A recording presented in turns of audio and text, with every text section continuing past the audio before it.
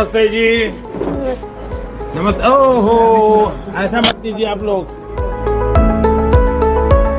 बुज़दिल शख्स है, बहादुर शख्स बंदूक के जोर पर अपने मुखालिफ को दबाता नहीं है। जो बंदूक के जोर पर किसी को दबाने की कोशिश करता है वो डरपोक होता है। लेकिन हैरत की बात कि बंदूक के जोर पे भी तुम जो चाहते थे वो नहीं हो सका। ये तुम्हारी हार है, घटिया शख्स। The right prime minister at the right time, क्योंकि जो सर्कमस्टांस है right now, China as a global power emerge हो रहा है और यूएस चाइना को एनकाउंटर करने के लिए ऑब्वियसली इंडिया को प्रमोट करे कि वो एज अ एलाय बन जाए यूएस के साथ, ताकि चाइना की जो বন্ধুরা এই মুহূর্তে আমাদের প্রধানমন্ত্রী নরেন্দ্র মোদীর একটি ভিডিও পাকিস্তানে ব্যাপকভাবে ভাইরাল হয়েছে। প্রধানমন্ত্রী নরেন্দ্র মোদী অযোধ্যায় গিয়েছিল, কেননা বন্ধুরা ওখানে গিয়ে অযোধ্যায় অনেকবার তিনি ভিজিটও করেন। কেননা নরেন্দ্র মোদী প্রধানমন্ত্রী কোনো জায়গায় গেলে এটা তার একটা কমন ব্যাপার যে সেই সমস্ত আশেপাশের জায়গায় অনেক কিছু ঘুরে দেখেন, অনেক বাড়িতেও তিনি ঘোরেন যান। এমনকি ওখানে ঘুরতে গিয়ে একটি বাড়িতে একজন বয়স্ক মহিলা যখন প্রধানমন্ত্রী নরেন্দ্র মোদীকে পায়ে হাত দিয়ে প্রণাম করতে যায়, তো উনি সেই হাতকে থামিয়ে বরং প্রধানমন্ত্রী নরেন্দ্র মোদী তার হাত দিয়ে সেই বয়স্ক মহিলার পায়ে প্রণাম করে। ঘরের ভেতরে গিয়ে উনি সেই ফ্যামিলির সমস্ত কিছু সম্পর্কে জিজ্ঞাসা করে, সেই বাড়িতে চাও পান করে, এমনকি পুরো ফ্যামিলি মেম্বারদের সাথে কথাবার্তা বলে। এই ভিডিও ক্লিপটি এই মুহূর্তে পাকিস্তানের মিডিয়ায় চরমভাবে ভাইরাল হচ্ছে, কেননা প্রধানমন্ত্রী নরেন্দ্র মোদী সকলকে একইভাবে একই চোখে দেখে। এরকম গরিব মানুষের বাড়িতে গিয়ে ওঠা বসা খাওয়া সেটি যে কোনো দেশের প্রধানমন্ত্রীর পক্ষে একদমই সম্ভব নয় বা করে না। এর সাথে সাথে প্রধানমন্ত্রী নরেন্দ্র মোদী একজন সাধারণ মানুষকে কতটা সম্মান করে এটাই তার সবথেকে বড় প্রতীক। আর এটাই হচ্ছে একটা সনাতনী ধর্মের মানুষের সবথেকে বড় পরিচয়। আর এই জন্য গোটা বিশ্বের মধ্যে সবথেকে নাম্বার 1 প্রধানমন্ত্রী পরিণত হয়েছে ভারতের প্রধানমন্ত্রী নরেন্দ্র মোদী। এইদিকে আমাদের যে ভিখারি পড়শি দেশ আছে যারা ভারতকে নিয়ে সবসময় উল্টোপাল্টা কথাবার্তা বলে, তারা এই সমস্ত ভিডিও ক্লিপগুলো দেখে তাদের তো অনেক জ্বলছে। হয়তো এটাকে নিয়ে তারা তাদের মিডিয়াতে সমস্ত রকমের কটূক্তি মন্তব্য করবে। যেটা হোক, তাদের মিডিয়া কি চলছে সেটা আপনারা নিজেরাই শুনে নিন। আর চ্যানেলটিতে নতুন হলে অবশ্যই সাবস্ক্রাইব করে রাখুন। वही नादान दोस्त आपके लिए नुकसान का बायस भी बनता है। और इन दोनों जुमलों का बेहतरीन इम्तिजाज है भारत का वजीर आजम नरेंद्र मोदी भारत का वो कमअक्ल और जालिम हाकिम है जिसने अपने हर शिकस्त का बदला खल्के खुदा से ली।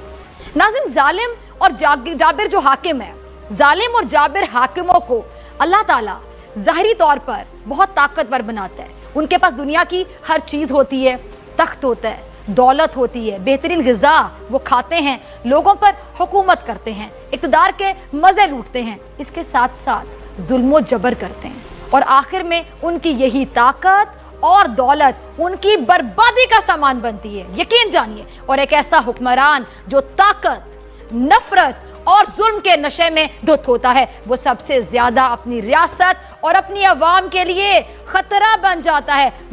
जो मोदी है, नरेंद्र मोदी, वो अपनी कौम के लिए, अपनी जनता के लिए जालिम हाकिम है और अपने मुल्क के लिए नादान दोस्त का किरदार अदा कर रहा है। भारत के जालिमाना और सफाकाना किरदार को भारत ने खुद दुनिया में उजागर किया है। भारत ने इस बार खुद अपनी हैवानियत को दुनिया के सामने यहाँ किया है। I guess he is the right prime minister at the right time, क्योंकि जो सर्कमस्टांस है right now, China as a global power emerge हो रहा है और यूएस चाइना को एनकाउंटर करने के लिए ऑब्वियसली इंडिया को प्रमोट करे कि वो एज अ एलाय बन जाए यूएस के साथ, ताकि चाइना की जो डोमिनेंस है ग्लोबल लेवल पे वो कम हो सके। सो इंडिया को अभी 100 खून माफ़ हुए हैं राइट नाउ मेरे नज़दीक। मे बी वो तो डिसएग्री कर सकें। सो दूसरा ये कि उन्होंने अपनी इकॉनमी को थोड़ा ओपन कर दिया, ठीक है। जो प्राइवेटाइजेशन की है, डिस्पाइट द फैक्ट कि दुनिया कैसी रन करती है, उन्होंने अपने मुल्क के लिए जो उसको बेहतर लगा वो किया। हम उससे एग्री कर सकते हैं कि चलो ठीक है, मुसलमानों के साथ ये हो रहा वो हो रहा है, बट जो एक आम बंदा है ना, उसको सिर्फ अपने घर के अंदर बेसिक चीज़ें चाहिए होती हैं जो कि उसने प्रोवाइड की है। So that being said, I guess he is a good for his country. इससे सीखना होगा आपको। मैं हमेशा यही कहता हूं, हमारे सुनने वाले सबसे बड़ा मुझसे यही कहते हैं कि पता नहीं शायद ये इंडिया भगत है, ये क्या इंडिया गीत। और मैं ये कहता हूं, सीख लो ना, को सीखण होता जते।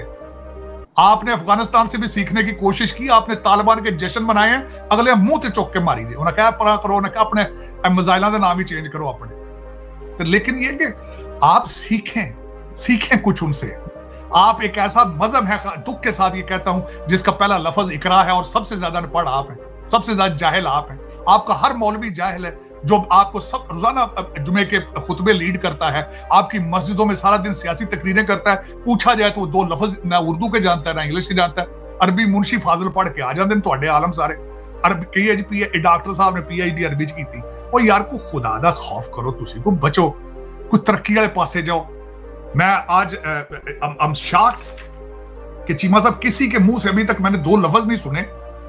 आज मैं खासकर 2-4 दिन से, क्योंकि ये हमारे न्यू ईयर की छुट्टियां हैं और मैं मुसलसल यहाँ पे कोशिश करता रहता हूँ, पढ़ता रहता हूँ। अगले सालों के जो आगे लोग आर्टिफिशियल इंटेलिजेंस के बारे में पढ़ रहे हैं, सब तो साबित हो चुके हैं। तो अब हमने चोरों को ही वोट देने हैं, तो ये देख लेते हैं यार ये बड़ा चोर है, छोटे चोर को ले आओ। हमारा प्राइम मिनिस्टर इस टाइम जो भी आया, जो पहले गुजर चुका है, वो अपनी कौम से, अपने पब्लिक से, अपनी आवाम से मोहब्बत करता है या सिंसियर है? वो मोहब्बत करना उसकी मजबूरी है, सिंसियर है, हमारे लिए वर्क कर रहे हैं। यहाँ उसने अपना वक्त पूरा करना होता है, उसको मजबूरी होती है। उसने अपने जो कारकुन है उनसे भी आपसे काम लेने होते हैं, उनको भी खुश करना होता है। इदारों से भी अपनी मर्जी के जो सपोर्टर है उनको काम करवा के देने होते हैं। तो सब ने एक दूसरे से मिलके ये चेन बना हुआ है, चेन बना है। ये चेन चेंज नहीं हो सकता, लेकिन ये चेंज हमें करने की जरूरत है। इसकी तब्दीली के लिए बहुत जबरदस्त थक मेहनत की जरूरत है। वो अवेयरनेस की, लोगों में अवाम नहीं करती, अवाम नहीं करती मेहनत। अगर अवाम मेहनत करेगी तो फिर नक्शा बदलेगा। जबरदस्त। हर चीज में ये कह दिया जाता है, या तो ये कह दिया जाता है जो पाकिस्तान में गलत हो रहा है उसके जिम्मेदार हुकूमत है। अगर पूछे तो भाई ये चेंज कैसे आएगा, तो ये कह दिया जाता है अल्लाह चेंज लाएगा। भाई मैं इन दोनों बातों को उस तरीके से नहीं मानता। मेरी बात शायद किसी को गलत लगे, अल्लाह भी यही कहता है जब तक आपने अपनी नीयत को, अपने काम को नहीं बदलना, कोशिश नहीं। अवाम गलत है, अवाम गलत है। जो कंट्रीज तरक्की कर रहे हैं, इंडिया अगर आगे जा रहा है, होना पड़ेगा पहले, ठीक है, बाद में सब कुछ दुरुस्त होगा। इंडिया की तरक्की का क्या रहा?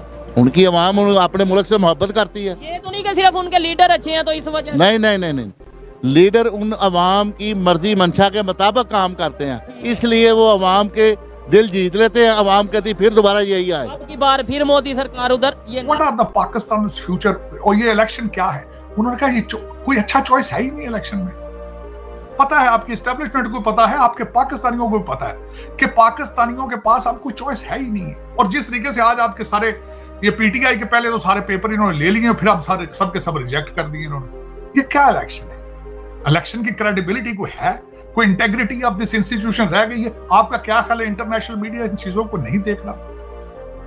और वजीर आजम साहब जो है वो कहते हैं ताजपोशी होनी, इंग्लैंड से बुला के एक बंदे भी ताजपोशी कर रहे हैं। तो आप उस बंदे की क्या रिस्पेक्ट होगी इंटरनेशनल कम्युनिटी के अंदर? जब वो यूनाइटेड नेशंस जाएगा, अमेरिका आएगा, कहीं जाएगा, अगला प्राइम मिनिस्टर जो आप आइडेंटिफाई आपने कर दिया है, उसकी क्या इंटेग्रिटी होगी? स्टेट ऑफ पाकिस्तान की क्या इंटेग्रिटी होगी? आपकी अदालतों की क्या इंटेग्रिटी है? जो 4-5 अदालतें हैं, मैंने वो लिस्ट देखी है, आपके लाहौर के चीफ जस्टिस साहब का जो दामाद है उसको भी मिल गई है, टिकट मिल गई है।